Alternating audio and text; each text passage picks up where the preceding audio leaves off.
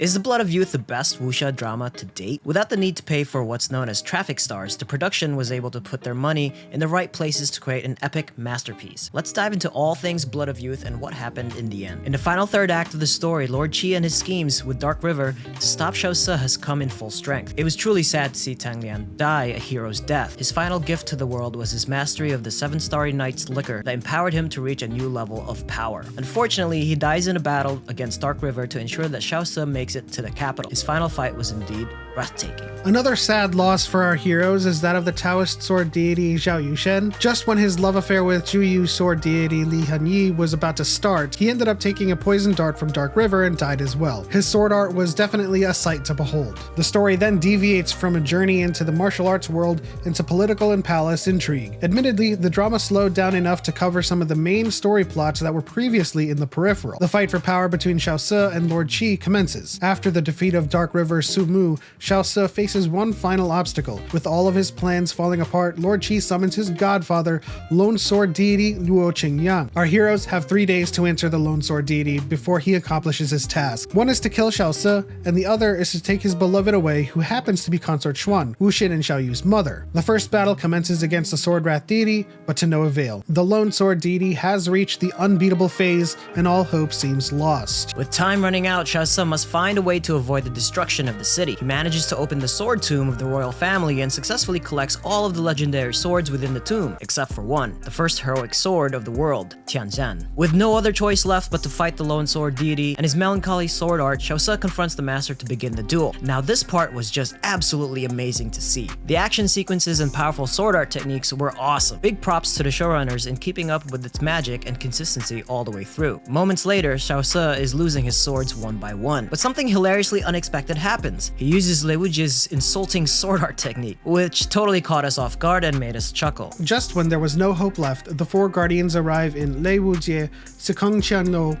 Ji Cui, and Tang Zi, who came out of nowhere to replace Tang Lian. But still, there's no victory in sight against the Lone Sword Deity. But of course, there's no way this story can come to an end like this. After rejecting Xiao Se in the first place, the all-powerful sword Tianzhan wavers and takes flight towards Xiao Se. Perhaps it's better to safeguard the people than to rule them. The conclusion and resolution of all matters seems to come to a head in some of the most unsatisfying ways. A build-up that teases the most epic of endings falls flat with a reversal of psychology.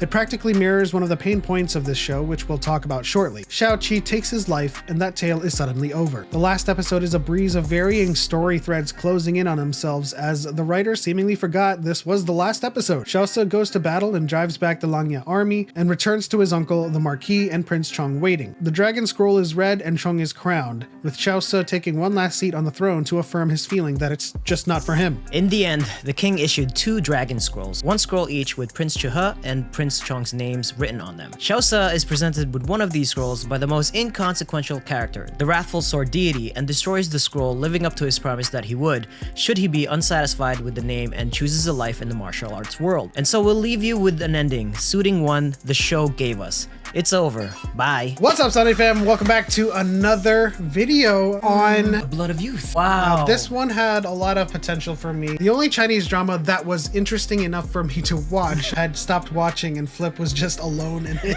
There was a lot of potential in this one. It started off with a bang. It was so amazing. The action sequences, the special effects, they spent the budget in the right places without the source of traffic actors, really popular actors that will pull in a certain amount of community or people. By all of its merits, was, I think, pretty successful. Now, some of the most successful things about this drama is its action choreography and its set pieces. The fights are all tremendous and grand in scale, and it certainly brings me back to Evernight when it comes to those battles between those two strong foes, the cultivation behind their techniques. Unfortunately, again, some of those fights are lost in the weeds, where some fights are epic, and then you have another fight where a guy who seemingly says, "I'm stronger than you," comes in and they kind of just like do this to each other. And then there's like this energy field between them, and then boom, it ends there. It's like, I am not. And then he just kind of leaves and dips. Sweeping story beats under the rug, right? Like, it's just kind of like, oh, I think we have 10 episodes left. Can't spend too much time in this story. We just need to end it with a time lapse. Or time has passed. Time has passed, and this is what happened, so we move on with the story. Yeah, a lot of the story beats are kind of glossed over. Maybe after a couple of episodes or so, we get to a point where there's a black screen and it says moments later.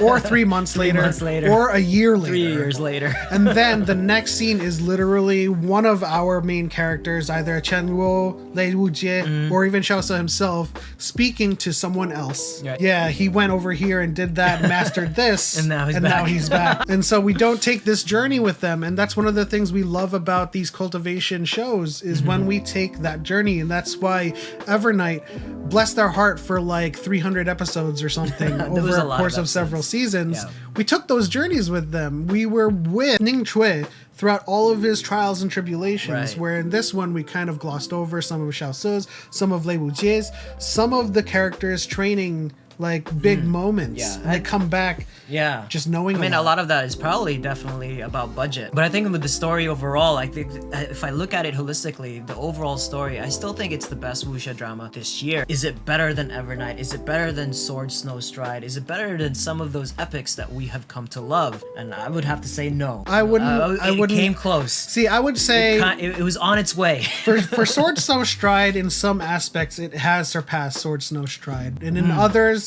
it didn't. You just have to have the overall story. It's got to be the complete package. I would love Evernight with Sword Snow Stride's dialogue. And I would love Sword Snow Stride with some of the epic sequences, or more of the epic sequences of Blood of Youth. You know, the most egregious of examples is that when Xiao Su finally gets his meridians and inner force repaired, one episode later, someone's like, you've already gathered insouciant phase amounts of inner force. I thought it would take him a pretty lengthy amount of time to just get it repaired and regather all of his inner force, because that's what he lost. I mean, it's one of the downfalls of this show, right? Like, we're not like bashing Blood of Youth. This show is great. It was a great show. If you know us, we love lore, we love cultivation, and so I would have loved a little bit more explanation in what these cultivation phases are, because maybe it was just like a misunderstanding or lost in translation. There were so many different cultivation levels with different names, but I think they were all talking about the same. They were all talking about the same. And so, thing. like, I would have loved to know a little bit more. I think the mental phase of the unknown was the unbeatable phase. Yeah, something like that. And then like sometimes they would say carefree, sometimes they would say insouciant, but